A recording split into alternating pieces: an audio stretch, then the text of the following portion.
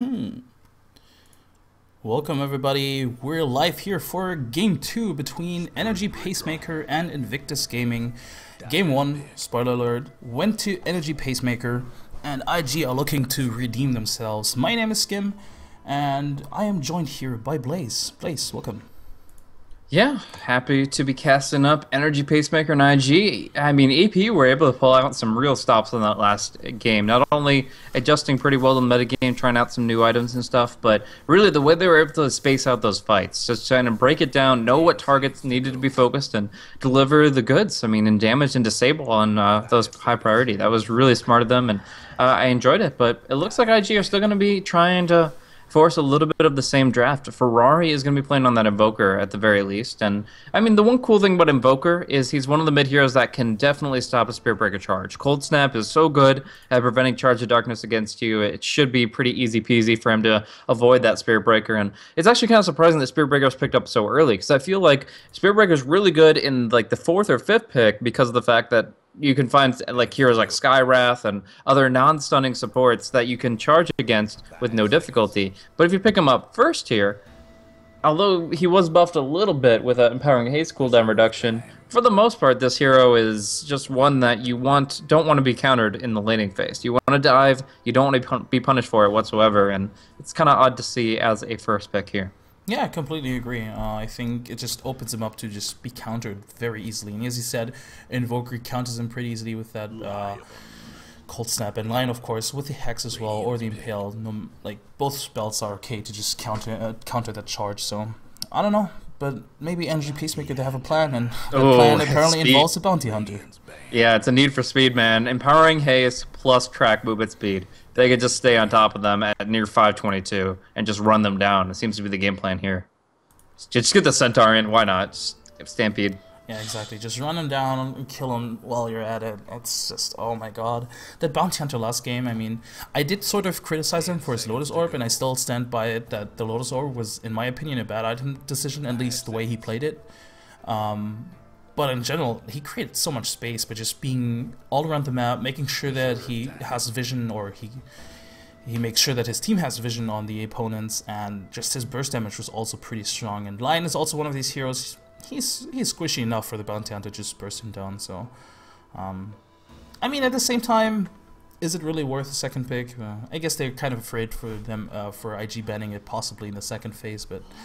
Another aspect is, since we're in such a new meta, they might be hiding their picks. Their last 2 or 3 might be some really surprising picks that IG would otherwise be countering. So if they keep on focusing on the Spirit Breaker and counteracting him, suddenly we see like something new meta. I don't think it's an Alchemist, considering the heroes online, but, you know, something very, very new and patch specific. Winter Wyvern is in Captain's mode. So if any team wants to go for it, it is there. And in my opinion, it is definitely a strong hero if you know how to work it around it. So it could work, but obviously teams have to be used to playing it, and 10 seconds. you never really know how comfortable certain heroes or certain players are with certain heroes. So.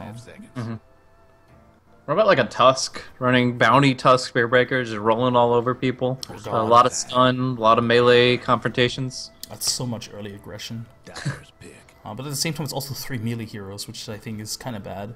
If you have like 3 melee heroes running at you, it's sort of like, well, I have an Invoker with a Tornado. What you gonna do about that? You know? Yeah, I mean, there's definitely issues. The Earth Spike would counteract it quite a bit too, but that's just a general problem with Snowball, I think, is the clumping aspect, where they know where you're going to be concluding your roll, and they're going to be able to kind of counteract it with an AoE, stun, taunt, whatever. But in this case, we do have DK picked up once again, but they already have an Invoker in their draft. So this means that either the Dragonite or the Invoker is most likely going into the safe lane, or perhaps a dual lane. What do you think about that? I think they're just gonna have the DK in the safe lane, because Ferrari's Invoker is just too good in the mid Was he lane. buffed that well to actually like become a carry level? Because I think the real nice buff was the Breathe Fire in like a mid versus mid 1v1 matchup, essentially getting that opportunity to really limit your the enemy's CS when you hit them with the Breathe Fire. You harass them, and you also reduce their economy. But the other buff was his splash attack is a little bit wider range, so I mean that's a scaling factor for the late game, especially red and blue form. And then the Corrosive Breath is now lethal. Other than that, it's just items that he could get differently. I mean, attack speed's good, so like I said, the Silver Edge, maybe hyper late game the Moon Shard would be good, but it just seems kind of interesting to see that as a safe lane role set. I don't know. It's just also, yeah, sure, like, you can look at it that way, but if you just also look in the general picture that, I mean, we've seen very push-heavy lineups thus far. If you think about it, just like the pushing component that DK offers is still strong, and it has never been weak, or it hasn't really weakened. If IG still wants a push element in their lineup, I think going for a DK is quite fair, considering, as you said, he still offers so much, and a few certain items have been buffed that he likes to pick up. So, you know, maybe IG has been like tempted. Oh, Dragon Knight worked for them. Let's pick it up for us. You know, it's this sort of like mentality where you go into the game and you have like, this hero seems so strong right now. Maybe we should pick it up ourselves.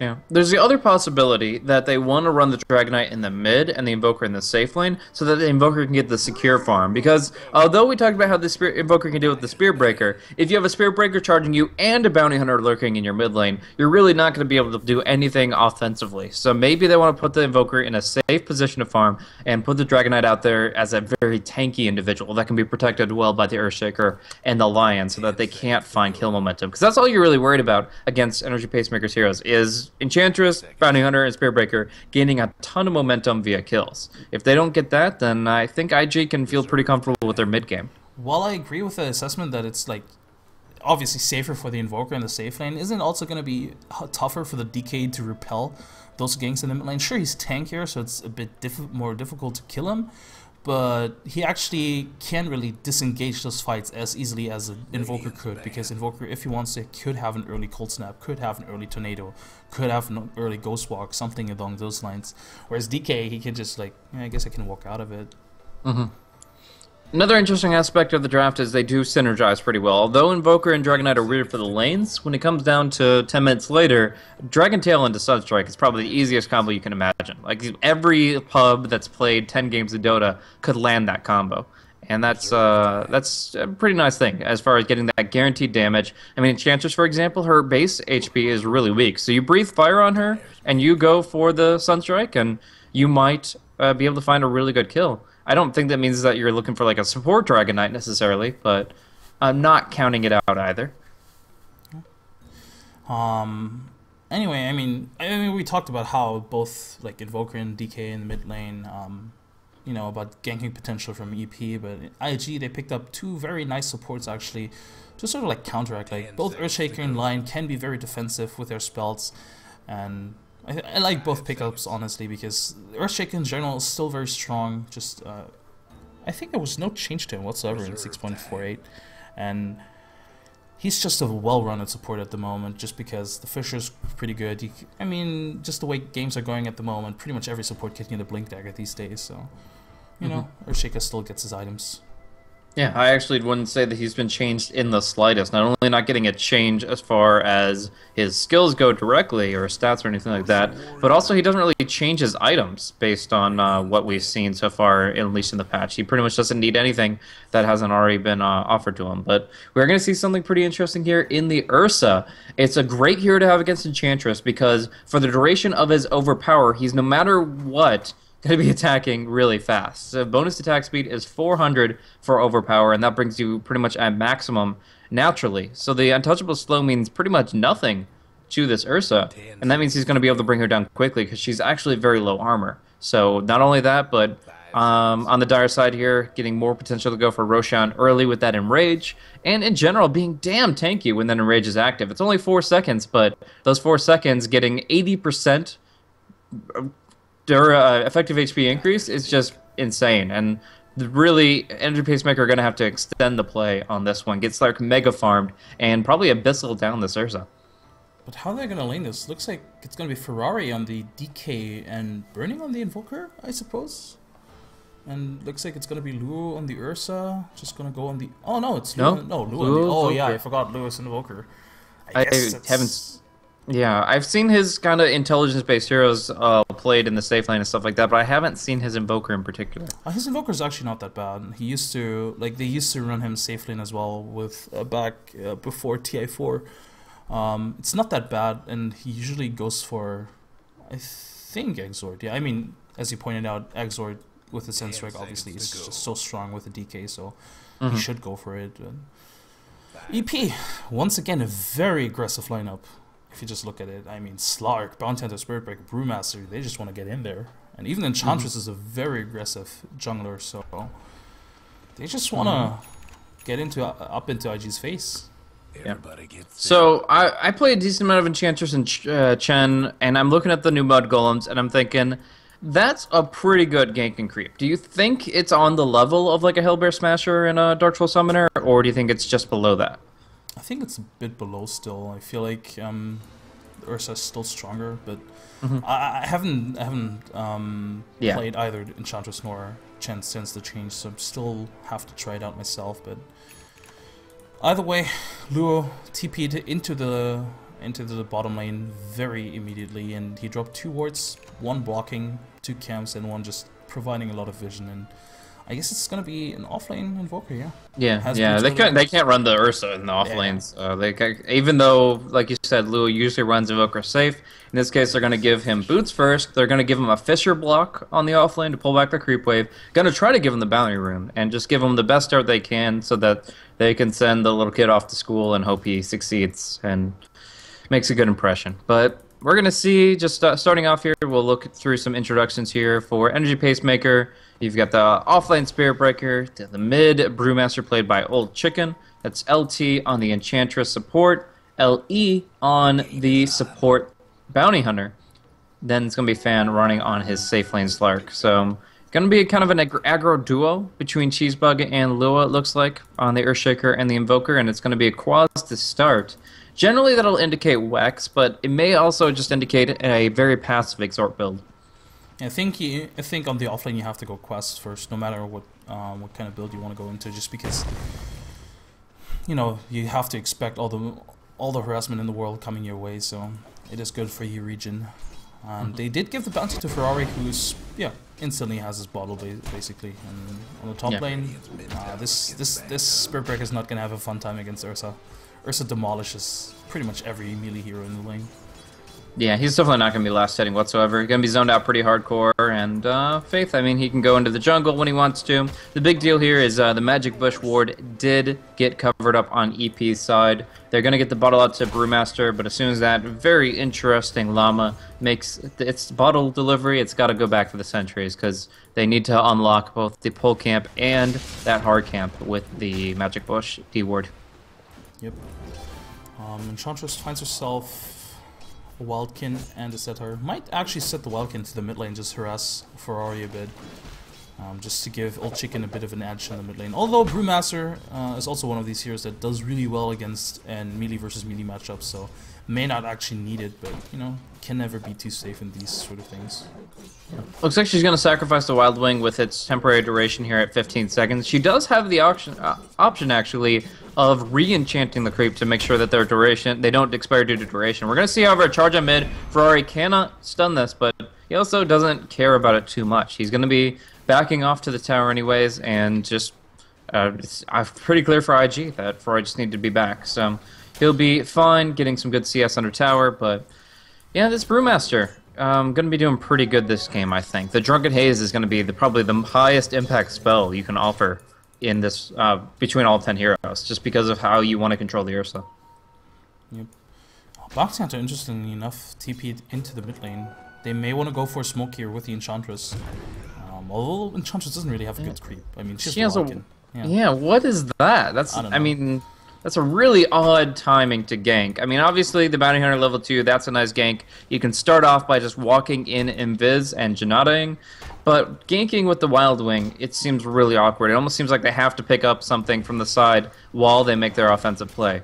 But we'll see if she grabs the Satyr or not. For now, she's just looking for a way to pick off Faith by himself. And Faith, though, is in a really good position here. It's pretty difficult to actually go for this kill at the moment, and the smoke is gonna expire soon, and yeah, it expired now, I believe, and Odd rotation. yeah, very odd rotation, but at the same time, they now relocated themselves aggressively, and I think this position suits them much better than having Bounty Hunter sitting with Slark on the safe lane, because honestly, he doesn't really offer too much, because Slark is doing quite nice for himself. Oh, they anyway. see him. Yeah.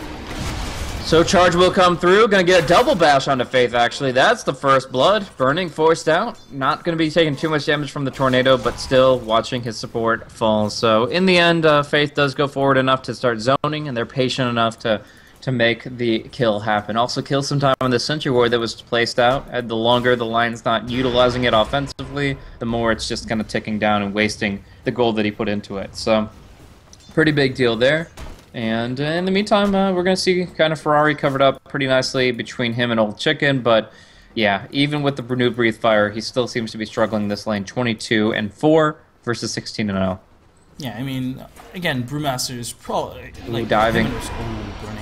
Can they actually kill him? They have to set. I think so. I think so. Yeah, get another bash. Certainly, that second bash makes it easy peasy, and Browning Hunter just going to invis away. There is going to be a kill on the Dire Courier at the same time. It's picked off in mid. The Brewmaster just smacks that thing down. I'm not sure why Ferrari microed it into the river, or obviously he didn't intend to, but that's how it plays out. He loses the Belt of Strength, and of course, EP take a nice hefty sum of gold as the Flying Courier instead of the ground.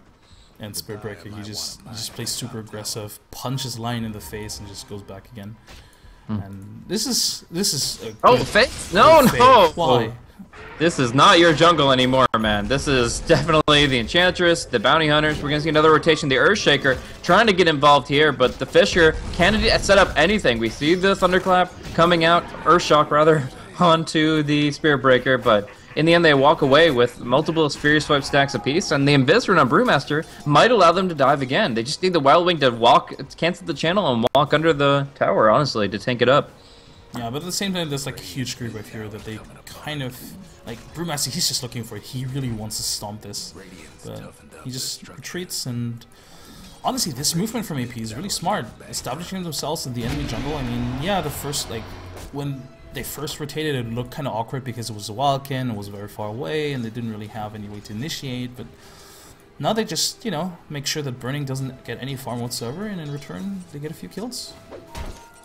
Yeah, Leo's not doing too hot down bottom either, unfortunately. In this off-lane role, he goes for the Quaz Wex, so he doesn't have that much last hitting presence. And although he does get the phase boots early, as it is a cheaper item overall, it's still the Slark to be winning out heavily on last hits. In fact, he is right now going to get a gank along with the Bounty Hunter, and it's got to be the disables from Lua that keeps him alive. But for now, a Janata and a Pounce should be bringing him pretty low, and of course the Dark Pack can dispel that tornado while it's in effect.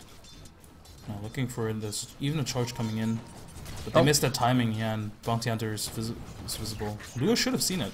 Yeah, he definitely did. There's no way he didn't. The creeps could even see it, so Lua should just be able to back off here, and he now is all the wiser to this tough situation. But that leaves space up top. I mean, anytime that the Bounty, the Spirit Breaker are both ganking bottom lane, that will give space to Burning to farm, and he's going to build himself up pretty quickly, but it's still a pretty low net worth at the moment. Oh, mid lane, they charge Ferrari. Bounty Hunter's coming in as well. Oh, this will be a big kill here. They don't have reinforcements coming in quickly enough. Lion will try for it, but with that split, it's already a lost fight. And actually, catching out Invoker here.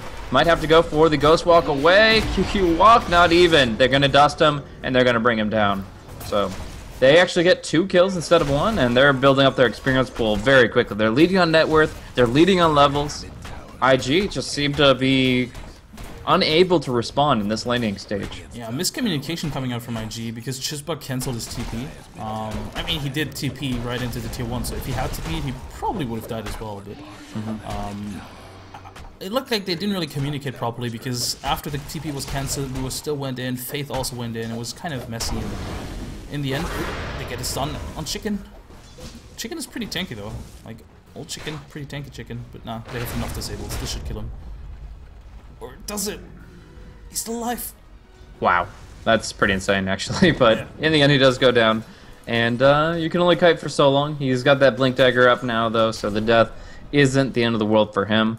We're going to look for Enchantress to just kind of farm up her hand of Midas, it looks like. She's got the treads, now looking for that Midas. And when she gets that, she's just going to be able to start being very active while still building herself up. She's going to get golden experience, but every 100 seconds or so, you're, of course, going to be seeing her Midas take effect. And she will be progressing towards that level 16, which is really strong for a lot of EP's team, but particularly for her.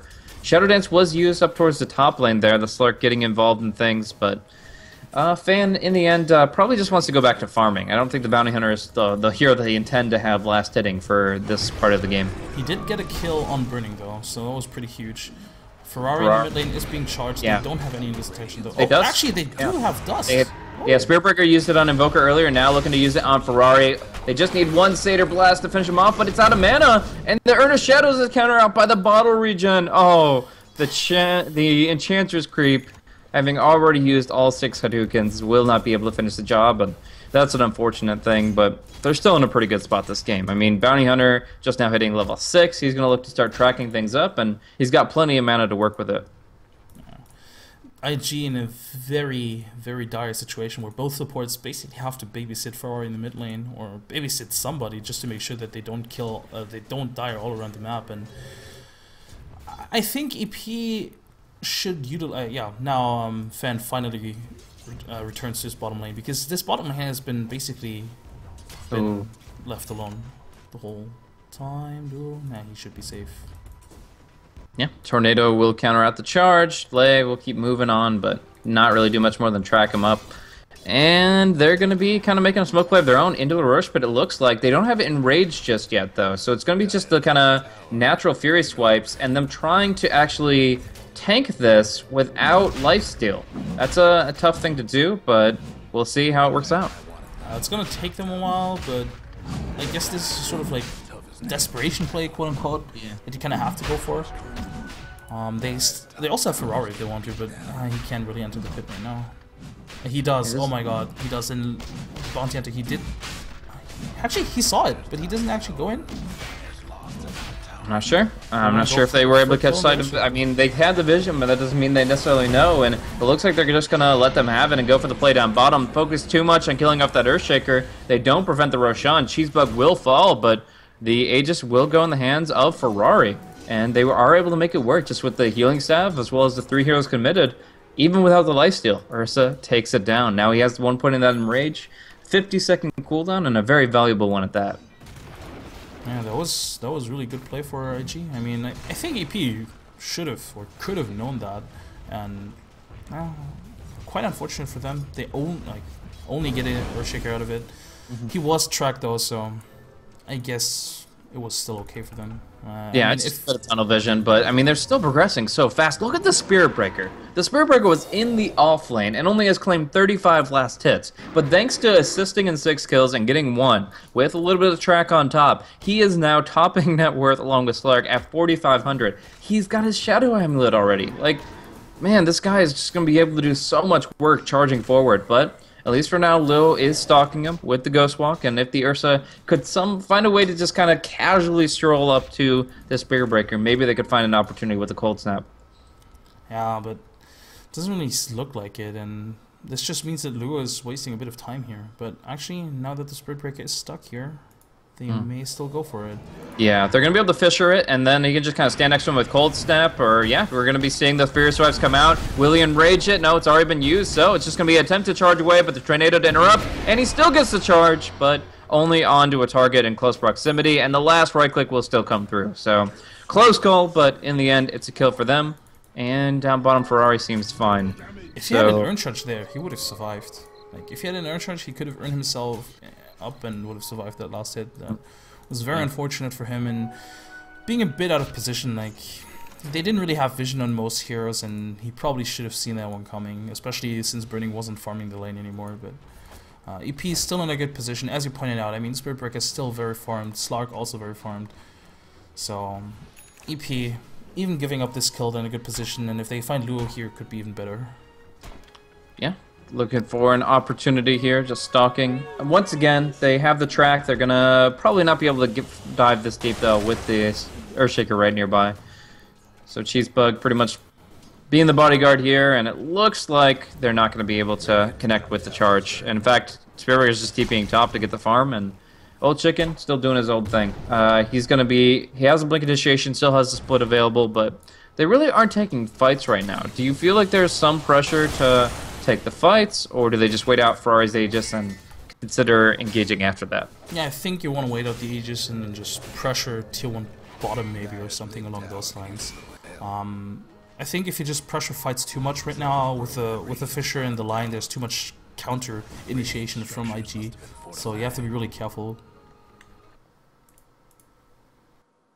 Tracks flying out.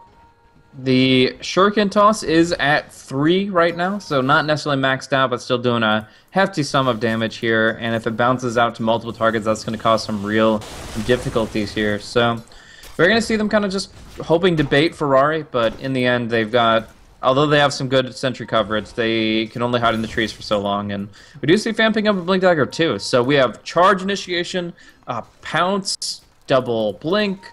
Obviously, the Bounty Hunter can get where he wants to be, and now is scouting out Cheesebug. Oh, this is very important information for them. Knowing where both the Earthshaker and the Invoker are, they can choose to engage or disengage on their terms.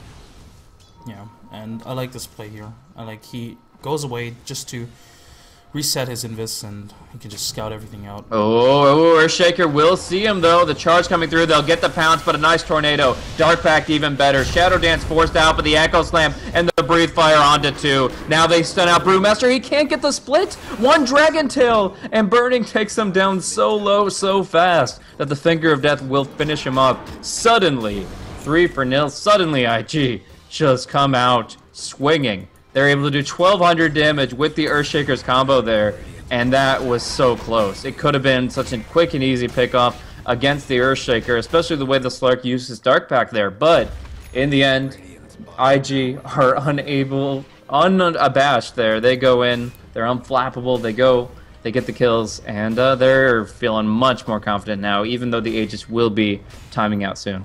Yeah, it was a bit overzealous from EP. I mean, yeah, sure, they could have gotten the Earthshaker there maybe, but they should have known that there was so much counter initiation potential from IG, even without the Earthshaker. And I mean, Earthshaker did get the Fisher off, so it was a very overzealous attempt, but looks like they're gonna get at least Faith here.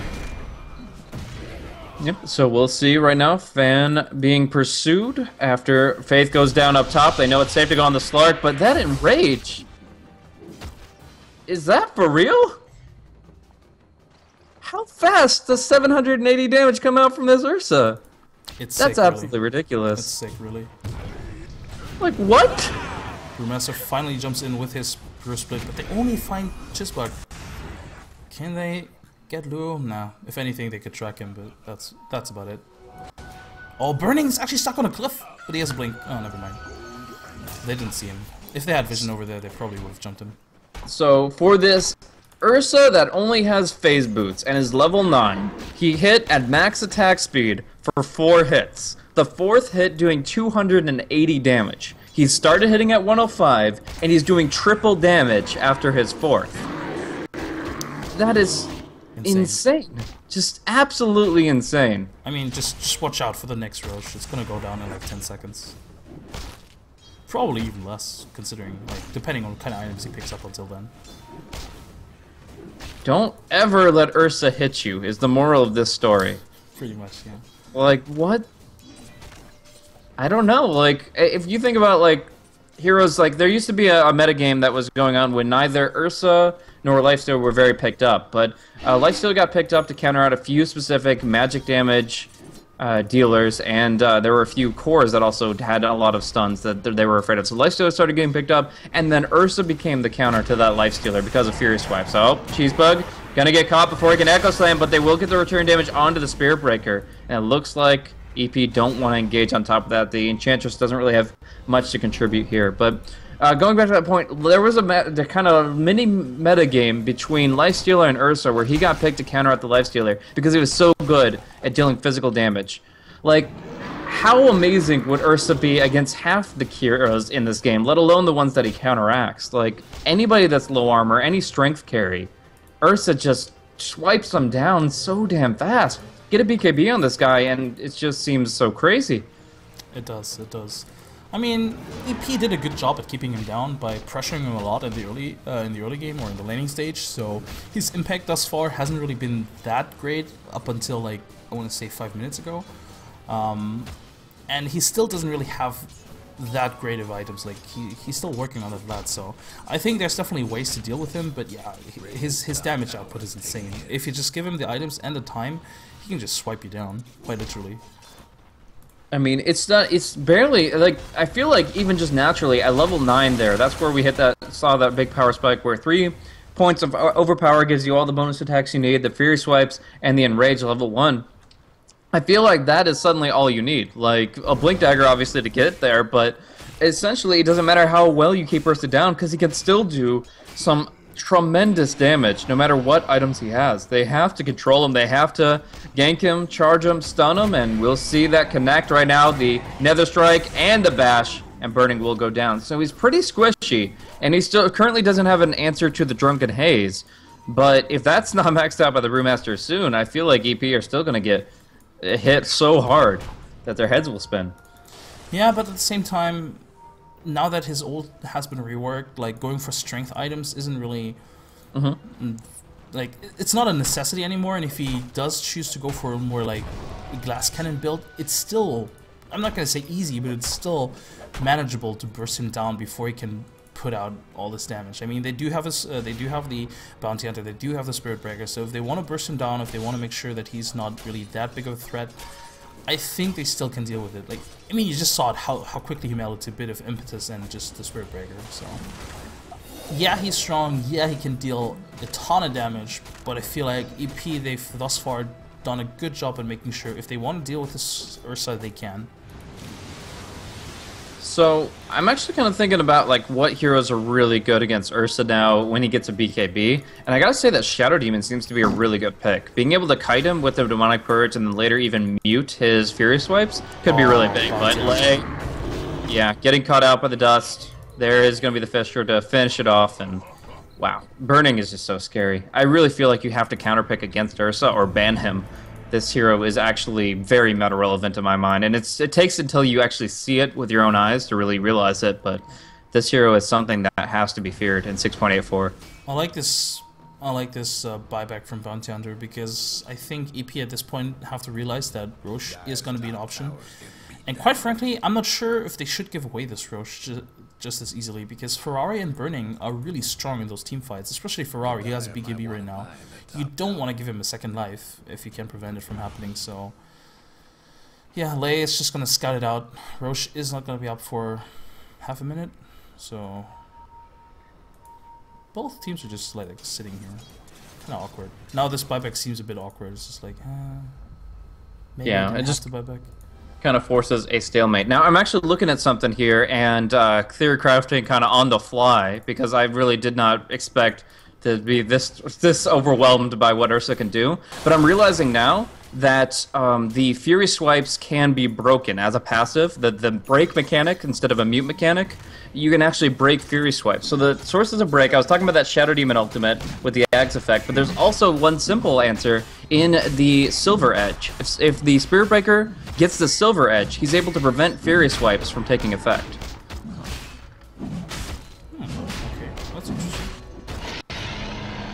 So we're going to see Spirit Breaker caught out, EMP, and yeah, pretty easy lockdown here. They Echo Slam it, but he's actually just going to Shadow Blade away at the last bit.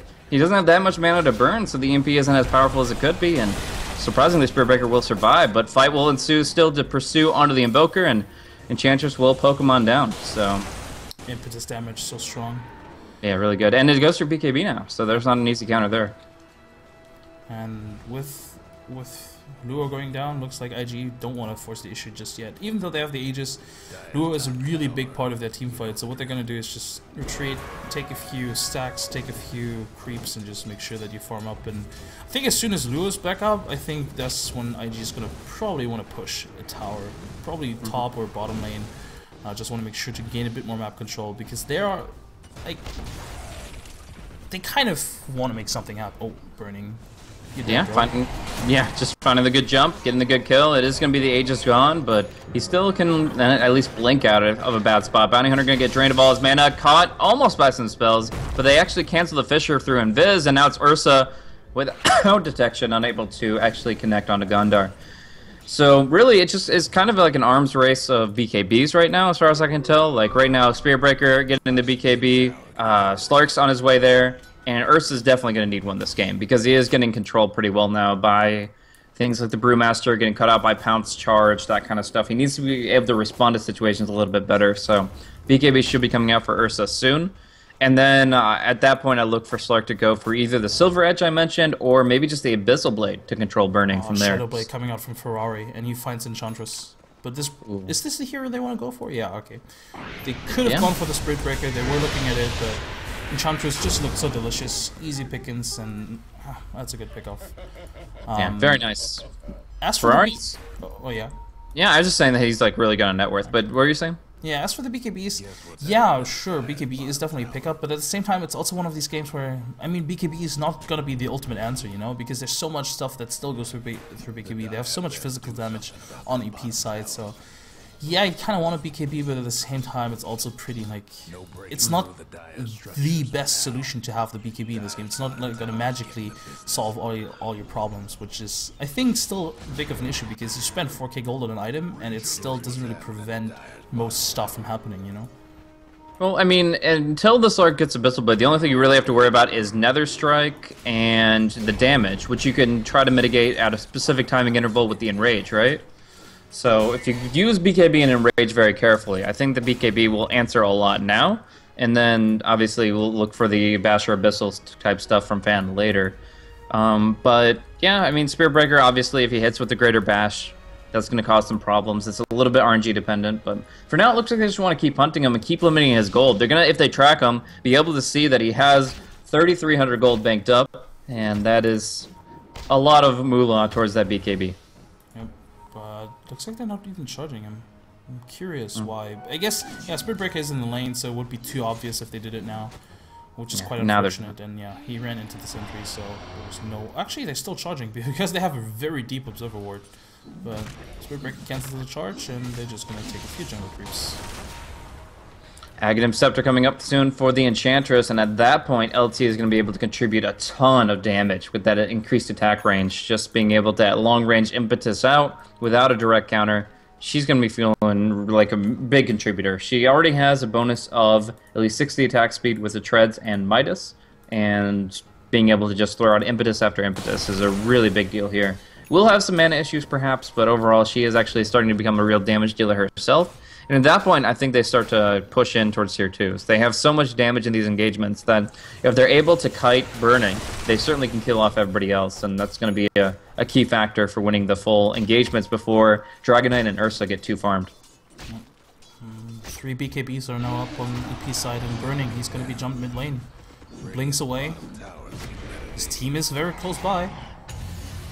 Yeah, but still a good jump. Oh, wow! Burning gonna be able to just slay this Spirit Breaker with his ultimate. Now he will go down. But then Power at least gets some 1-for-1, and they kill off the Bounty Hunter on the southwestern side. Now Earthshaker gets thrown up in the air by the Brewmaster. Ferrari cannot chase down the Enchantress. They'll focus on the Slark and the Brew. But Slark, oh wow, she's actually going to be caught out, and now Luo getting hit hard. Fan pops his BKB, doing some good work, but the detection seems to be lacking, and the Dark Pact is insufficient. So Ferrari will TP away, and Luo will keep stalking, but in the end, I don't think he finds the kill, even with the Orchid. It's just not one that he can go for. He'll still try. Maybe the Courier could be sniped, but that's almost a bait in of itself. Luo takes it, and he will just haste himself away with the Wex in the face.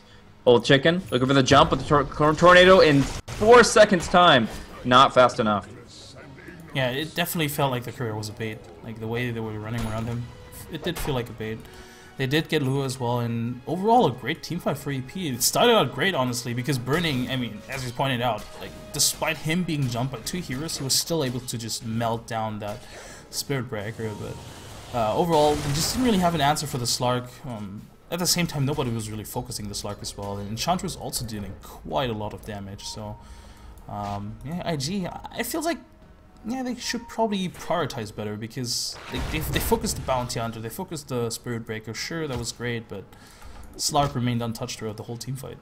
Yeah, definitely. And when he was actually able to unveil that 10-second BKB, he was just a monster, building up 48 stolen agility with the Essence Shift. So he's able to do a lot of work that fight, and he's going to have an even more effective Shadow Dance next time around with the movement speed and healing it provides. So level 16 for him pretty soon. But it's not all bad. BKB does come out for Burning finally, so he's going to be able to do a lot more in these fights here. Has to worry about the Spirit Breaker Bash, the Nether Strike, and any damage coming in from all sources. He really doesn't stop any of the damage, but with the Enrage, he should at least be able to get 1 kill, if not 2 or 3, in the fights as he builds momentum. Yep. Looks like IG want to pressure this tier 1 top, but EP in a good position to defend this. They TP in everybody, and they immediately charge as well. I just don't want to waste any time. Yeah, nice combo there, just bursting down Burning. He pops the Enrage, though, even with just the minimal amount of lifesteal, they have to run, they have to kite. They do kill him off, though, and Faith is next on the menu, gets bashed down. They go for some interesting Tornado and Fisher Play to try to control them. They might get the Bounty Hunter on the backside. Ferrari, yeah, he'll clean him up with the Silver Edge, but still Luo is caught out. He's going to be locked down, and that is just a really good trade for EP. Triple kill comes out for the Enchantress, and Burning just every single time gets initiated on without a good enough response. Yeah, and they try to bait him, but at the same time, it's kind of futile to bait him, considering those people that jump him, they all have BKBs. So Luo, not Luo, but Chizbug and Faith sitting in the jungle or sitting in the trees actually don't do anything, because they can't counter-initiate, because, well, none of their spells go through the BKB. So I feel like AG have to revise the game plan, and yeah, Chizbug gets jumped again, and does. Finding a nice kill here. Ferrari going to go in melee range of the Enchantress, so she can't do the damage, but with Fan popping the Shadow Dance, Ferrari has nobody to kill. Burning on the back line, closing on the Spirit Breaker, but he Shadow Blades, and he just walks away. Ferrari now caught by the pounce. He'll go down under his tower, and Burning has no choice but to disengage. Just going on the run here. Burning does get the Geometry Sight, now face-to-face with the Slark, and it's not going to be enough. He BKBs, he tries to clap, but it doesn't matter in the end. EP have run him down, and they are losing everything here. Now coming in, Luo has a Tornado Deafening Blast, but this is just to keep them off the tower and try to buy time for the Earthshaker to respawn with that Blink Echo. It looks like they're going for the high ground here. This could be good. Tornado play, EMP, and Echo Slam would really lock down the side of EP, and Fan is taking it. He's going in. This is going to be an opportunity here. No, he bounces out, and Cheesebug can't close in to get the stun combo he needs. Oh, EP, just walk away from that. Heads held high, taken down, Burning multiple times over. He's died 7 times this game. As strong as he may be on the offensive, if he can't stay on his target, he is just going to be shredded. And as we could see in that last fight, he only gets 1 enrage cooldown a fight mostly, and wasting it early, he goes down to the Slark. And if you're IG, you have to feel very demotivated, considering that EP can just dive your tier 4 or dive your tier 3 and still kill you. And my god, IG practically lost everything in the team fight. Pretty much everyone died, and they even lost the courier, they lost the gem. Nothing is going their way, and I mean, they did keep their tier 3 tower and such, but they're not in a good position right now. And this Enchantress doing so much work in these team fights. Oh my god, he's dealing so much damage with Impetus, and the positioning from everyone on EP's side is honestly so good, because they never really get caught out that much. If somebody does get caught out, they make sure that's damn worth it by just picking off everyone on IG's side. Like, you mentioned how Burning was going to jump the Spirit Breaker, but like, he just walked away, Invis, so that's it. Yeah. So, all of this, all these issues with the Ursa here bring to mind a possible solution strategically, not in this game, but in a draft in general. What do you think about bringing back the Ursa Wisp? With the mobility of the tether, the overcharge to keep him alive better. We're going to see a fight, so we can get back to that later, but good triple stun coming out, and during that, they just slam him down, and the Spirit Breaker's dead, Bounty Hunter gone, and the BKB only allows the Brew to split. tossing up the Invoker so that Fan and LT can go to work on Ferrari. Ferrari does stay close to the Enchantress, is able to bring her down without being impetus too hard, but now Fan with the BKB. He expires everything, popping all the cooldowns to try to bring down Ferrari, but he can't get away. They keep the damage on him so he can't blink, and now they block the pounce to the high ground. Fan, unable to disengage, will be wiped out. It's only the Brewmaster to survive. Old Chicken walking away. What a great control of the Slark this time, and it really just comes down to whether Burning gets the damage in or Slark. If either one gets DPS time in, the other team gets wiped out. But in this case, they brought really good control against the Slark. Burning got the free hit on his target of choice, and they are able to take the fight. Not only that, but the Roshan, the Aegis, and the Cheese. Yeah, this fight, honestly, Chisbug MVP. Like, he positioned himself really well.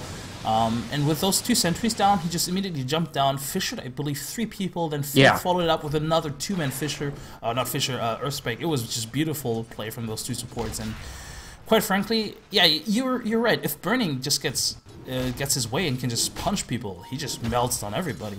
And that was a beautiful fight from IG, and just definitely pulled them back into the game, and they needed this desperately. And just to come back to what you were saying, yeah, I think with the Wisp would be much better, but at the same time, Wisp doesn't really offer any lockdown, so it's difficult to say how the Wisp would do in this sort of scenario, or if it would be better or not. But in general, it definitely adds to.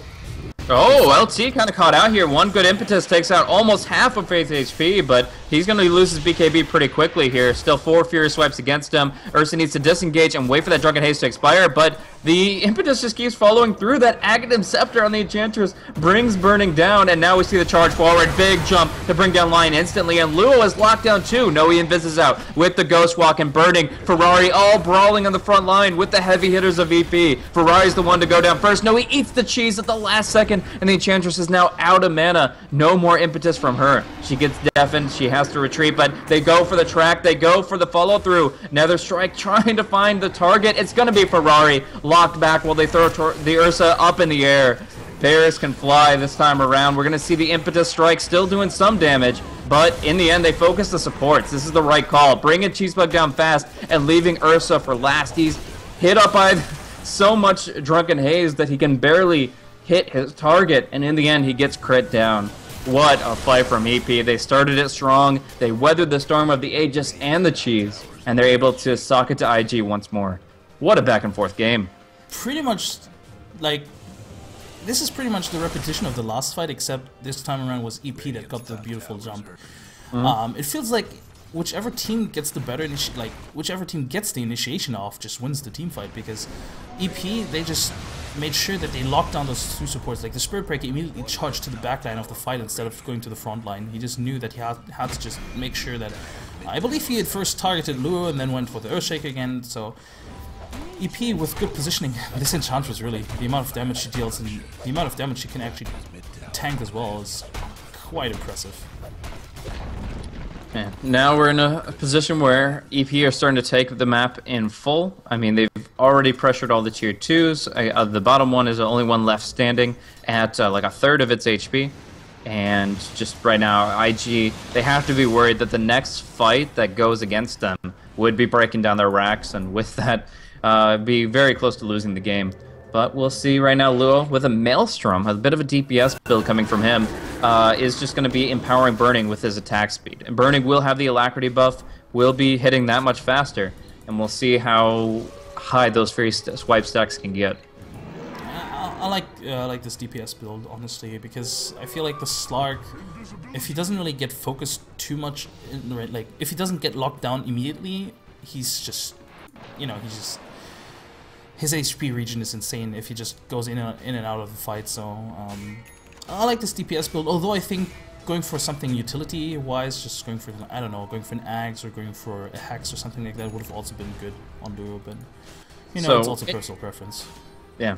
So an interesting movement from Fan there. He's getting his items off the courier, but he also wants mana. So what he does is he gets a Scotty, he pops an Enchanted Mango that he just bought 36 minutes into the game, then pops a Clarity that in the same inventory slot, and then picks up the TP Scroll in that slot. So he uses one slot to get himself like 400 mana, and then just keeps on going about his thing. So Mango, the battle restoration for Slark in this case. Speaking of which, we haven't really seen too many Mangoes in the laning stage. Yeah. Which I'm actually quite impressed about, because I feel like Mango in the laning stage, that's usually where it strives, you know. And depends on the hero, really. A Clarity will do for a lot of situations. A lot of heroes can just, like even Bounty Hunter can Shadow Walk it with the Clarity on and be fine. Faith's gonna be caught out, just trying to D-ward. Pretty standard support situation to be caught out, just trying to get a little bit of map control back at the worst possible time. I love this from EP. They knew that there was a ward because they had the Slark to scout it out, and what they did, they just smoked behind the ward and just went through the ward, because this gave IG just a false sense of security. And with this EP, they feel comfortable now pushing high run, I suppose, because they did just take down the support. They're outnumbering IG, even if it's just for another 30 seconds, and they're punching at the tier 3. Yeah.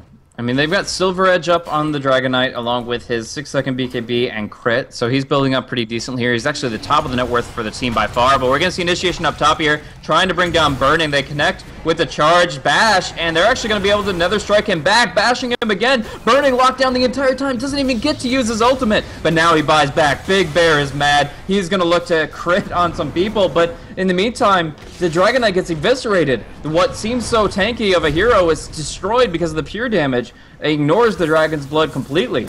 Now here, it's going to be the Ursa without a BKB, tornadoed in his own fountain. He can't get to the fight. Now he's TPing in. Faith, though, already gone. And Cheesebug needs a tremendous Echo Slam here, but he misses everyone with the blink on cooldown. He can't get it off. The Fisher misses too. They have no control of this fight, and Burning is taking massive damage. He'll go down, and that might just be the game here. Buying back and dying back on the Ursa, while massive damage comes to the team. Burning calls it here. A very frustrating game for him. Playing on a new hero in a new patch, but up against the lineup that deals with it so well with their control. Good game, well played. EP pull a massive upset and 2-0 IG in 6.84. Honestly, it feels like IG haven't done their homework whatsoever concerning this patch, and EP, they came fully prepared. Like, they're just like, hey guys, we've been studying this patch for the past 3 days. That's at least what it felt like. And they brought out all these heroes that in theory made total sense, and they just made it work. They have a really well-run lineup, and even though it may seem unorthodox with like Bounty Hunter and Enchantress support they just made it work, and honestly they just played really, really well. So yeah, that wraps it up for today's iLeague coverage. I believe, yeah, that was it. My name is Skim. Thank you guys for tuning in. Leave us some feedback on Twitter, wherever you want to either message me at Skim Gaming or follow Blaze at BlazeCasting. And yeah, that was it for today. Thank you for listening in. Thank you, Blaze, for casting with me, or thanks for taking me onto this cast. And any last words? Now that's it, man. We're going to be seeing some more Chinese Dota action tomorrow. I usually say the same time, but it's actually 4 hours earlier. For me, it's starting at 4 a.m. and going till noon. For those in Central European summertime, that means